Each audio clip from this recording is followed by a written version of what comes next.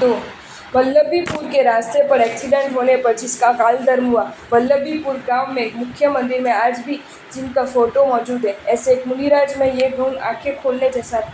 बड़े समुदाय के लिए वह मुनिराज दोपहर को गोचरी लेने जाते थे। लगभग 1 घंटे तक फिरने के बाद वो गोचरी लेकर आते थे। उसके बाद स्वयं मंडली के सब साधुओं को गोचरी पिरसते थे। उसमें लगभग आधा घंटा हो जाता था। उसके बाद अगर गोचरी ज़्यादा हो तो वे वापरते थे। किसी भी वस्तु को मनाही नहीं और किसी का आग्रह भी नहीं।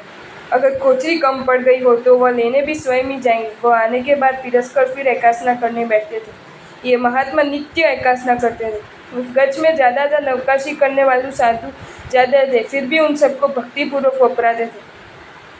आपने तो सुबह में नवकाशी की है, आज गोचरी पीरसी कम ज़्यादा हो तो ले आइए। मैं वापरने बैठता हूँ, 1 घंटे तक फिराऊँ और एकासना भी। इस प्रकार का कोई विचार तक नहीं।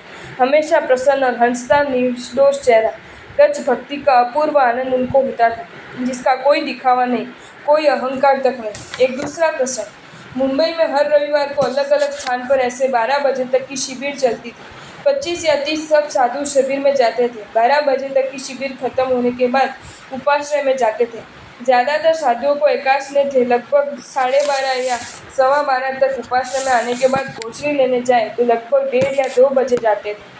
जबकि युवानों को अल्पाहार का रसोड़ा था, लेकिन उसमें पूरी वगैरह होती थी। वह कितने साधुओं को शरीर के अनुकूल नहीं थी, उनको रोटी ही अनुकूल रहती थी, इसलिए घरों में जाना होता है। साधुओं को 12 साढ़े 12 बजे तक तो जोर की भूख लग ही जाती है। अब शिविर भी छोड़ी नहीं जा सकती और देश से गोचरी जाना था। बहुत दुखद था, क्या करें। उस समय 2 मुनिराजों ने इस समस्या का हल निकाला। किसी से कुछ भी कहे बिना उन्होंने गज भक्ति करने का संकल्प किया। शिविर में से 11 बजे वे दोनों उठकर गोचरी लेने के लिए घरों में चले जाते थे। लगभग 12 बजे तक घरों में से गोचरी लाकर मंडली में रख देते थे और फिर रसोड़े में जाकर जो कुछ भी खपता हो वो लेकर आते थे। दूसरे साधु 12:15 या 12:30 तक आए, तब मंडली में गोचरी तैयार होती थी। तेज भूख लगी होने से सब साधु खूब प्रसन्न होते थे। सब जाने गोचरी वापरने बैठ जाते थे। लेकिन वे 2 मुनिराज गोचरी पिरसने के बाद कम ज़्यादा का काम भी स्वयं करके 1:30 से बाद में लगभग 1:30 बजे वापरने के लिए बैठते थे। फिर भी उनका हर्ष हृदय में समाता नहीं था। गज भक्ति के अपूर्व आनंद का वे अनुभव कर रहे थे।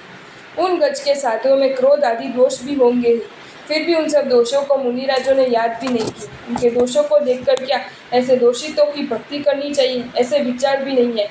लेकिन साधुता के प्रति अपार बहुमान भाव के साथ उन दोनों ने गज भक्ति के लिए जबरदस्त भोग दिया। अगर प्रत्येक संयमी अपनी शक्ति अनुसार इस प्रकार ग्लान आदि की सेवा में और गज भक्ति में उत्साही बने तो वास्तव में श्रमण संघ रत्नों में दे दीप्यमान बन जाए।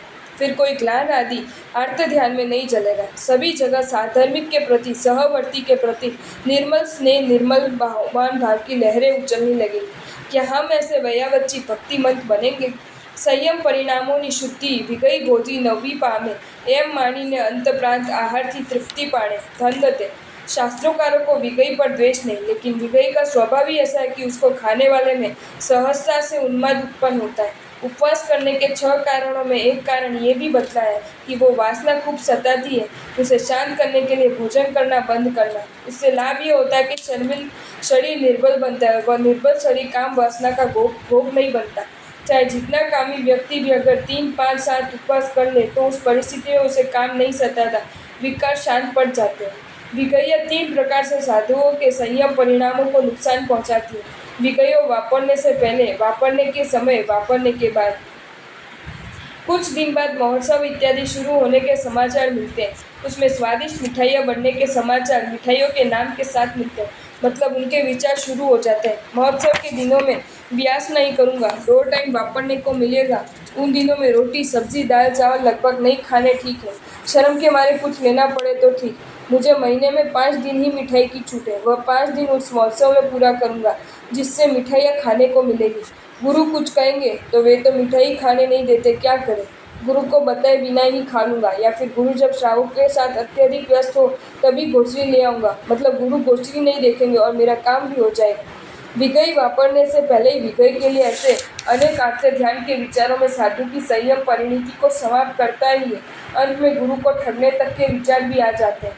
विगई या वापरते समय तो घोर आसक्ति का पोषण होता ही है। खाऊं की प्रवृत्ति होती है। अंत में जब पेट भर जाता है और शरीर मना करता है, उस समय मुख में तो इच्छा होती है खाने की, मन भी अतृप्त रहता है। मुझे तो और अधिक खाना था, लेकिन हाय, मैं खा न सका। खाली हो जाने के भय से पहले से ही पात्रा भर लेता है। किसी को देना नहीं पड़े इसलिए पहले से ही जूठा कर लेता है, और बाद में जब बच जाता है तब हैरान होते हुए जैसे तैसे पूरा करता है। इसमें कहीं भी मोक्ष के लिए गोचरी वापरने के भाव ही नहीं है। इसमें कहीं पर भी संयम के लिए, स्वाध्याय के लिए, रैयावच के लिए गोचरी वापरने के तो अध्यवसाय ही नहीं होते, केवल आहार संज्ञा की तीव्र अभिलाषा। ऐसे विगई वापरते समय भी संयम ही संयम के परिणामों को मलिन करता है। आसक्ति से ठूस ठूस के खाने के कारण खाई हुई विगैया पचती नहीं। अनेक बार ठंडिल जाना पड़ता है। दूर ठंडिल जाने के खेत से वाड़े का उपयोग करते हैं। इस प्रकार वापरने से अजीर्ण होता है, और उस अजीर्णता को दूर करने के लिए अनेक दवाएं लेनी पड़ती हैं। उसमें बहुत ज़्यादा संयम की विराधना होती है, और भी ऐसी मादक वस्तुएं वापरने से बाद में खलबलाहट होती है। अनेक प्रकार के कुविचारों का जन्म होता है। मन असमाधिमय बनता है। इस तरह विगया वापरने के बाद भी संयम परिणाम मलिन बनते हैं। इस अपेक्षा से ये ऐसा कहा जाता है कि विगई भोगी साधु कभी भी संयम परिणामों की शुद्धि प्राप्त नहीं कर सकता। इस वास्तविकता को शास्त्र के द्वारा, गुरु उपदेश के द्वारा और अंत में स्वानुभव से जानकर संयमी अगर शारीरिक शक्ति पहुंचती है तो हमेशा के लिए अंतप्रांत आहार ही करें। अंतप्रांत का अर्थ जो भिखारी को भी वह भोजन करना अच्छा नहीं लगे वैसा आहार, यानी नीरस आहार। लेकिन अगर शारीरिक निर्मलता वगैरह कारणों से ऐसा आहार न कर सकता हो और विगई वापरनी पड़े तो आसक्ति का पोषण नहीं हो ऐसे वापरे। शरीर को पोषण के लिए विगई की जरूरत हो तो भले विगई खिलाए, लेकिन वह खाने की पद्धति ऐसी हो कि उसमें आसक्ति का पोषण नहीं हो। जैसे मिठाई खाने की जरूरत हो तो मिठाई का चूरा कर ले, उसमें दाल डालकर हिलाकर वापरे। इसमें शरीर को पोषण भी है और आसक्ति भी नहीं। वैसे ही पित्त होने से शक्कर की जरूरत पड़ती है, और शक्ति के लिए दूध की जरूरत होती है, तो दूध में शक्कर न डलवाए, दूध बिना शक्कर के पी ले और शक्कर अलग से खा सकते हैं। वास्तव में तो शरीर को पोषण मिले ऐसी जो भी वस्तुएं मिठाई में आती हो तो मुख्य रूप से वह घी और गुड़ है। अब अगर साधु घी गुड़ की रोटी के साथ चुनकर वापरे तो फिर तरह तरह की मिठाइयों में आसक्ति करनी ही नहीं पड़ती। इसी प्रकार दूध पाक बासुंदी वापरना तो उसमें 30 से 40% फीका दूध डालकर उसके स्वाद को खत्म कर फिर वापरे। अगर वास्तव में शरीर के पोषण के कारण ही वापरना हो तो और उसमें आसक्ति न करनी है तो अनेक प्रकार के उपाय कर सकते हैं।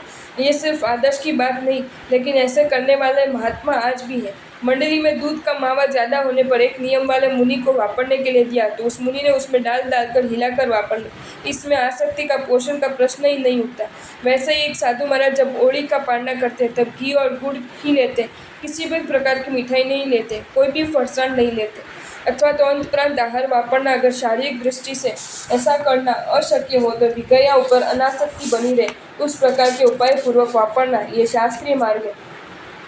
आसक्ति जागे तो पण जीनाणा मनमा लावी, कदी न लेता विगई दोषित भोजन मन्ने मनावी। षोडशक प्रकरण करता सूरी पुरंदर श्री हरिभद्र सूरीश्वर जी महाराज साहेब के रहस्य को दिखलाते हुए कहते कि वचना रा धन्य खलु धर्मस्तद बाध्या त्व धर्म इति इदमत्र धर्म गृहम। जिन वचन जिन आज्ञा की आराधना करो तो धर्म और जिन आज्ञा की विराधना करो तो अधर्म। धर्म का यह रहस्य है। अहिंसा परमो धर्म, ये जिन शासन का मान्य सूत्र नहीं है, ये सूत्र अधूरा है। अगर जिन शासन को मान्य कोई सूत्र है तो वह जिन आज्ञा परमो धर्म। जिनेश्वर देव की आज्ञा ये परम धर्म है। योगसार में कहा है कि चरिता घेव चारित्रम, आचरण की हुई पालन की गई आज्ञा यही चरित्र है। उपदेश माला में कहा है कि आणे चीय चरणम, जिन आज्ञा में ही चरित्र है। अगर जिन आज्ञा का बंद होता है तो बाकी क्या रहता है। जिन आज्ञा का परम महात्म्य को दर्शाने वाले अनेकानेक पाठ इस विशाल सागर में मिलते हैं। जैन श्रमण जिनेश्वर देव की अनंत करुणा का पात्र बना हुआ अणगार, वह ये जानता है कि मेरा देवाधिदेव का मेरे पर कितना बड़ा उपकार है। उन्होंने मुझे क्या नहीं दिया, अगर ये नहीं होते तो मेरा क्या होता। इस कारण ही उसे जिनेश्वर के प्रति अगाध बहुमान भाव होता है। उसमें भी उपरोक्त शास्त्र वचनों के बोध से तो उसे जिनेश्वर देव के वचनों पर अतिशय श्रद्धा प्रकट होती है। उसका स्वभाव ही ये बन गया कि मुझे जिन आज्ञा विरुद्ध कोई भी कार्य नहीं करना है। मेरे लिए जिन आज्ञा मेरे प्राणों से भी अधिक महत्वपूर्ण है। उसका खात्मा यानी मेरा ही मौत। नहीं, मैं किसी भी कीमत पर जिन आज्ञा पालूंगा। साधु के रोम रोम में, हर एक श्वास में, प्रत्येक पल में, हर एक कदम पर जिन आज्ञा की मधुर धुन चलती ही रहती है। उसकी कोई भी प्रवृत्ति जिन आज्ञा को मुख्य किए बिना नहीं होती, अपनी इच्छा के अनुसार नहीं होती। जिन आज्ञा अनुसार ही उसकी सतत प्रवृत्ति रहती है। आपको ये वीडियो अच्छा लगा हो तो इसे लाइक करें और शेयर करें और ऐसे ही नए नए वीडियोज़ देखने के लिए सब्सक्राइब करें हमारी channel Jain facts and stories को।